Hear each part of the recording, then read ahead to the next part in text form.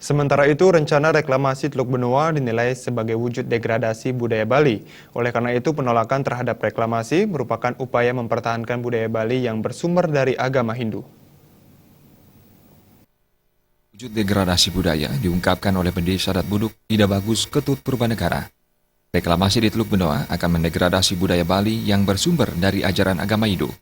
Sebagai masyarakat di Bali, apapun yang terjadi, agama Hindu harus tetap melandasi budaya Pulau Dewata ini. Apabila ada pergerakan yang mencederai agama Hindu, masyarakat Bali harus bertindak untuk mempertahankannya.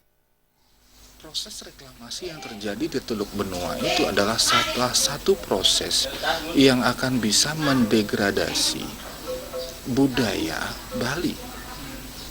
Budaya Bali itu adalah bersumber daripada agama Hindu. Jadi saya, Ritiang sebagai orang Hindu Bali, apapun yang terjadi, agama Hindu ini harus tetap melandasi Pulau Bali, harus tetap melandasi budaya Bali. Apabila ada satu gerakan kegiatan yang mencederai agama Hindu, saya itu yang sebagai masyarakat Hindu harus berbuat mempertahankan agama Hindu itu. Purbanegara menambahkan, agama Hindu merupakan akar budaya yang memunculkan taksu di Bali.